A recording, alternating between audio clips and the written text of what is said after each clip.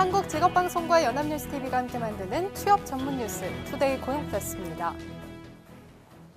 지난달 취업자 수가 다시 20만 명대 증가하는 데 그쳤습니다. 특히 청년 실업률이 10월을 기준으로 18년 만에 최고를 기록하는 등 청년 실업 문제는 아직 돌파구를 찾지 못하는 모습입니다. 정주희 기자입니다. 지난달 취업자 수는 27만 9천 명 증가했습니다. 9월 30만 명대를 간신히 회복했던 취업자 증가폭이 다시 20만 명대로 내려앉은 겁니다. 다만 전체 고용률은 61.3%로 작년보다 소폭 상승했고 전체 실업률도 0.2%포인트 떨어진 3.2%로 10개월 만에 가장 낮았습니다. 통계청은 전반적인 고용 상황은 나쁘지 않지만 인구 증가가 둔화되면서 취업자 수 증가폭이 줄었다고 분석했습니다. 반면 청년층 고용 지표는 일제히 악화했습니다. 10월 15세에서 29세 청년층 취업자 수는 작년보다 5만 2천 명 줄면서 근래 중 최대 수준으로 감소했습니다. 고용률도 42.2%로 0.2%포인트 떨어졌습니다. 청년 실업률은 작년보다 0.1%포인트 오른 8.6%로 10월 기준으로 18년 만에 최악으로 치솟았습니다. 취업을 위해 학원을 다닌다는 청년들도 68만 2천 명으로 작년보다 3만 4천 명 늘어났습니다. 아예 취업 자체를 포기한 구직 단념자까지 모두 포함한 청년 체감 실업률은 21.7%를 기록하며 고공행진을 이어갔습니다. 사실상 청년 5명의 1명꼴로는 실업자인 셈입니다. 지금 실업자에는 포함되어 있지 않지만 취업준비생 같이 언제든지 실업자로 좀 포함될 수 있는 그런 취업준비생도 항상 지금 증가하고 있습니다. 정부가 일자리 창출을 위한 정책 역량을 쏟아붓고 있지만 효과는 아직 가시화되지 않고 있는 모습입니다. 연합뉴스TV 정주희입니다. 역대 최대 폭의 최저임금 인상을 앞두고 정부가 소상공인들과의 스킨십 강화에 나섰습니다. 일자리 안정자금 시행 방안 발표 이후 처음으로 소상공인들과 간담회를 가진 건데요. 소상공인들은 막막한 심경을 토로하며 정부의 지원 확대를 요청했습니다. 박수주 기자입니다. 간담회는 비교적 화기애애한 분위기 속에서 시작됐습니다. 7월 16일 날 발표했던 것보다 상당히 진전되고 실효성이 있다는 측면에서 높이 평가를 하고 있습니다.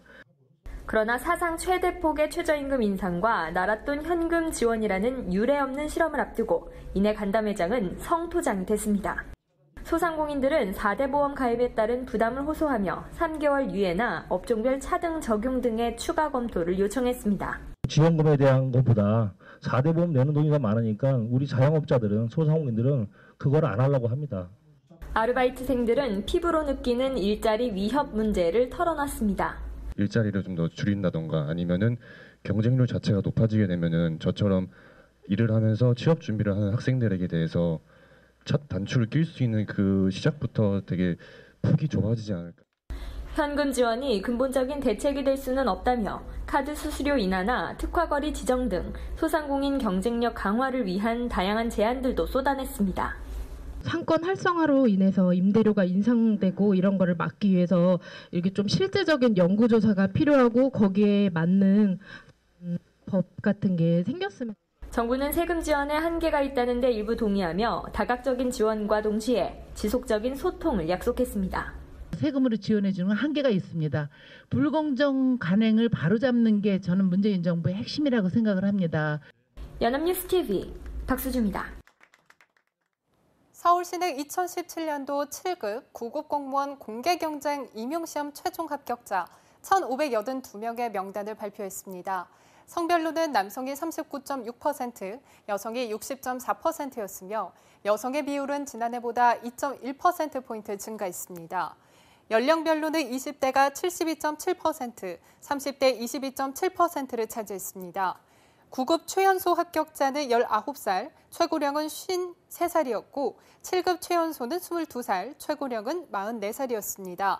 별도로 모집한 사회적 약자의 경우 장애인은 전체 채용 인원의 8.5%, 저소득층은 9급 채용 인원의 8.2%가 합격했습니다.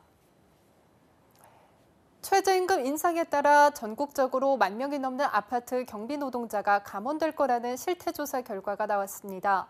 민주노총 등이 참여한 아파트 경비 노동자 고용안정추진위원회는 국회 앞에서 가진 기자회견에서 이런 조사 결과를 발표했습니다. 추진위는 지난주 서울 지역 경비원 5천여 명을 대면 조사한 결과 감원 예상 비율은 5.9%로 이를 전국으로 적용하면 1,700여 명이 해고 위기에 놓인 것으로 분석됐다고 밝혔습니다. 이들은 정부의 편법 해고를 집중 점검하고 장기적 고용 안정, 처우 개선 대책을 마련하라고 촉구했습니다. 김동연 부총리 겸 기획재정부 장관은 소상공인들의 부담을 덜면서 좀 더 많이 고용하고 해고가 일어나지 않도록 하는 것이 일자리 안정자금의 목표라고 밝혔습니다. 김 부총리는 지난 15일 경기 용인시 보정동 카페거리를 방문해 소상공인들에게 내년 최저임금의 120%를 받고 있는 노동자 1인당 13만 원씩 지원한다며 사업주들의 적극 동참을 당부했습니다. 또 소상공인들의 경쟁력이 강화돼야 노동자들의 임금도 오르고 다 함께 성장해야 경제가 잘 될 수 있다며 이를 위해 정부가 적극적으로 뒷받침하겠다고 강조했습니다. 갑질과 편법 증여로 홍역을 치렀던 치킨 프랜차이즈 업체 BBQ가 또 갑질 논란에 휩싸였습니다. 이번에는 갑질의 실제 여부를 놓고 진실게임이 벌어지고 있는데요. 전 가맹점주가 회장이 직접 폐점 협박을 했다며 고발하자 본사는 이를 강하게 부인하고 있습니다. 정선미 기자입니다. 서울 강남의 2층짜리 BBQ 매장 앞입니다.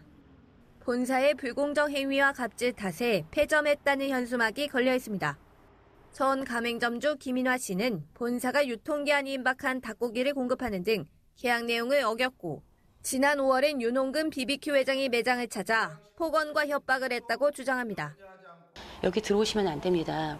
했더니 첫 마디가 너 내가 누군지 알아?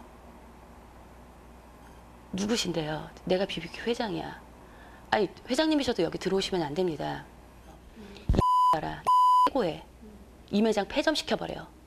김 씨가 이를 공개하려 하자 BBQ 대표는 김 씨를 직접 만나 사과했습니다. 그 물류 관련된 사항은 팩트고 그것이 사실이라면 내가 잘못했다. 그래서 회장이 이제 위에 올라가시는데 사장님이 오지도 않고 계속 김용준이랑 얘기하면서 회장이 기분이 약간 언짢으셨을 것 같아. 하지만 김 씨가 검찰과 공정거래위원회에 윤 회장 등을 고발하자 본사는 고발 내용이 사실이 아니라며 반박하고 나섰습니다. 회장님이 이 사람 봐? 이 사람 봐? 그렇게 얘기한 거죠. 내가 누군지 알아랑 이 매장 폐점시켜 놓았었다는 거죠? 네, 그건 아닙니다. 팩트가 아닙니다. 회사와 가맹점주, 누구의 말이 사실인지는 이제 검찰과 공정위 조사를 통해 드러나게 됐습니다. 연합뉴스TV 정섬입니다. 네, 수능 시험이 일주일 연기되면서 수능일에 맞춰 모든 스케줄과 컨디션을 조절해왔던 수험생들은 큰 혼란에 빠졌습니다. 전문가들은 모두 다 똑같은 조건인 만큼 빠르게 계획을 세우고 침착하게 적응해 나가는 게 중요하다고 조언했습니다. 강은나래 기자입니다. 수능이 일주일 연기되면서 수험생들은 말 그대로 멘붕에 빠졌습니다. 서로 막 이게 당황스러워하고 뭐 학교 가야 되냐 안 가야 되냐 이렇게 물어보기도 하고 한 번도 이런 일이 없었는데 사상 초유의 사태가 일어나니까 이제 좀 어떻게 해야 될지 당사자로서 이제 답답하기도 하고. 당초 일정대로라면 사실상 필요가 없어진 참고서와 문제집을 이미 버린 경우도 있어 공부 계획을 세우는 일조차 쉽지 않습니다. 학부모들도 당황스럽기는 마찬가지입니다. 지금 이 일주일을 어떻게 보내야 될지 아무 생각을 할 수가 없는 그런 상태인 거죠. 학부모 입장에서도 너무 갑작스러운 발표에 좀 많이 당황하고 있습니다. 전문가들은 모두 똑같은 조건인 만큼 침착하고 빠르게 현실을 받아들이고 준비해 나갈 필요가 있다고 조언합니다. 당장 아침에 수험장으로 가려고 했던 행보가 어디로 가야 될지를 결정. 차분하게 공부로 다시 돌아가는 거 일주일간. 이런 부분들이 굉장히 중요하겠죠. 돌발 상황을 활용해 새로운 전략을 세우기보다는 수능을 일주일 앞뒀을 당시를 떠올리며 생활 습관 등을 유지할 필요가 있다고 전문가들은 강조합니다. 다시 일주일 동안 수능 마무리 그동안 했던 거 마음의 안정을 유지하면서 그 마무리했던 걸 다시 이제 한 번 더 해야 맞죠. 심리적으로 너무 동요하지 말고 뭐 똑같은 조건이니까 뭐 나만 어떻게 되고 이런 건 아니잖아. 연합뉴스TV 강은나래입니다. 포항 지진 직후 안부를 묻는 연락이 몰리면서 카카오톡을 비롯한 휴대전화, 인터넷 등 통신 서비스가 갑자기 먹통이 됐습니다. 정부는 지진으로 인한 국민들의 통신 불편이 없도록 긴급 대응에 나섰습니다. 한지 기자입니다. 포항 지진 직후 일부 지역에서 통화 연결이 되지 않는다는 신고 전화가 잇따랐습니다. 이동통신업계에 따르면 지진 발생 직후부터 안부 전화 등이 폭주하면서 전국적으로 음성통화 사용량이 평소보다 3배가량 늘었습니다. SK텔레콤은 대구와 경북 지역의 통화량이 10배까지 치솟았다며 국소중계기 약 50여 개가 피해를 입었지만 비상조치로 네트워크 서비스는 원활하게 제공되고 있다고 밝혔습니다. 현재 비상 상황반이 운영되면서 여진에 대비해서 장비들을 점검하고 혹시나 있을지 모르는 통신 문제에 대비하기 위해서 대기 중입니다.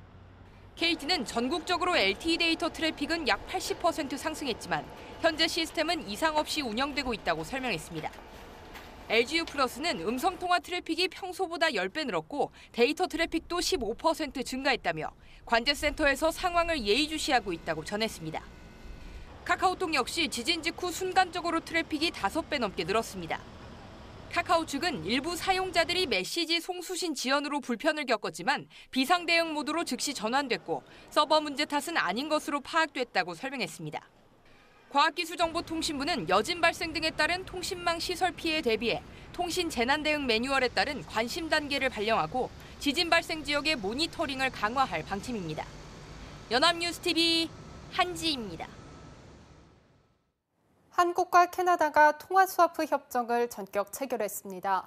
한국은행과 캐나다 중앙은행은 캐나다 오타와에서 통화스와프 협정을 맺었다고 밝혔습니다.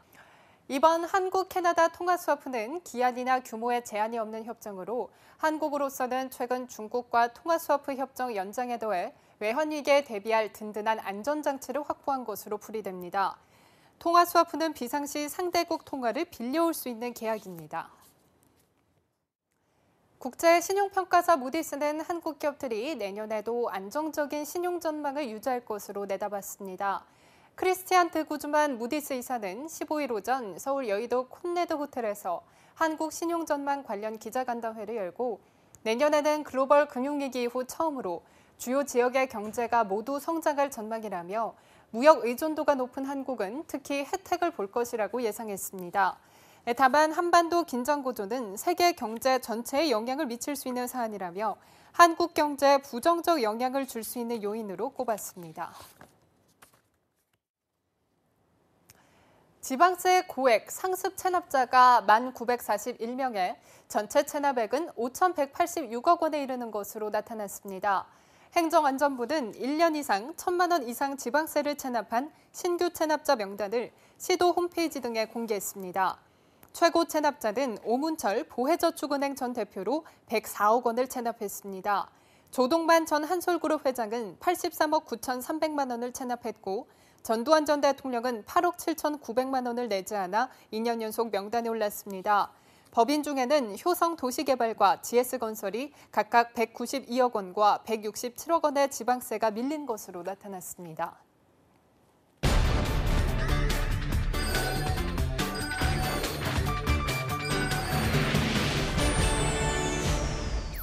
네, 사회적으로 핫한 이슈를 키워드로 알아보는 핫키워드 시간입니다. 구문학 캐스터와 함께합니다. 안녕하세요. 안녕하세요. 핫키워드 시간입니다.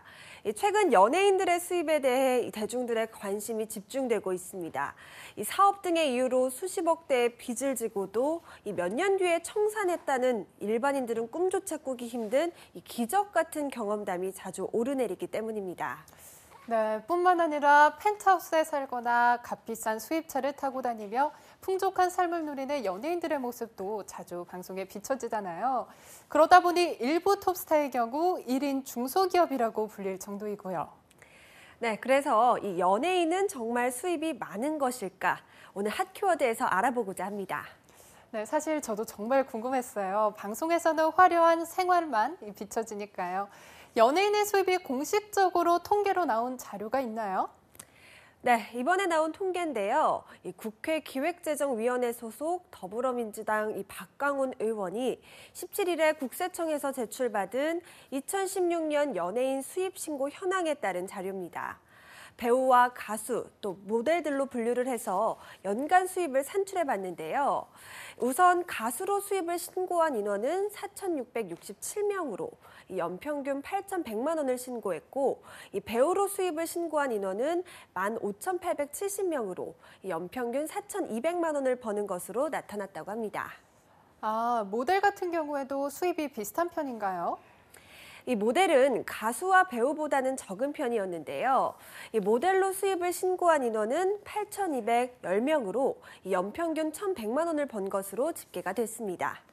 아, 그렇군요. 모델은 한 달에 100만 원도 벌지 못하는 경우가 많다는 거네요. 반면 배우나 가수는 어느 정도의 수입을 유지하고 있었나요? 네, 이 평균적으로 본다면 일반 대기업의 회사원들만큼은 버는 것처럼 보이지만 이 수입의 가장 큰 문제는 부익부 빈익빈 현상이 심각하다는 겁니다. 심각하다면 어느 정도의 수준인가요?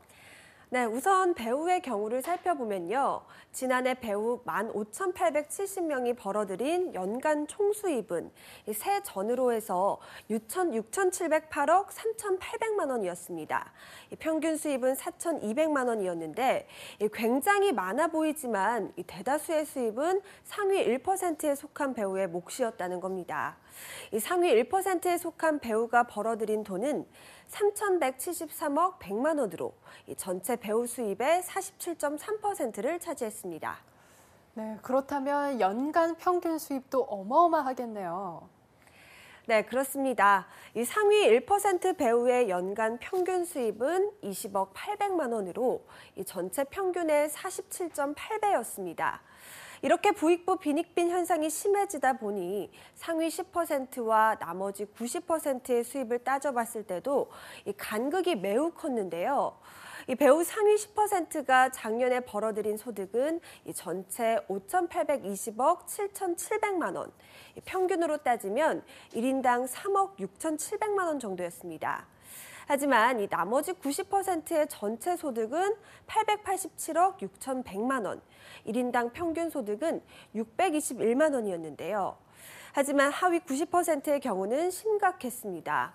이 하위 90% 소득의 배우의 월 평균 소득을 살펴봤더니 불과 51만 7,500원을 받는 것으로 나타났기 때문입니다.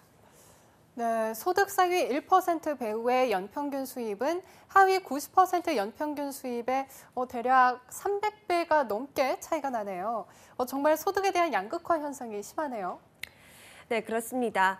이 가수의 경우도 마찬가지였습니다. 상위 소득 1%인 가수 46명은 연평균 42억 6,400만 원을 벌었는데 이는 가수 전체 소득의 52%를 차지하는 규모였습니다.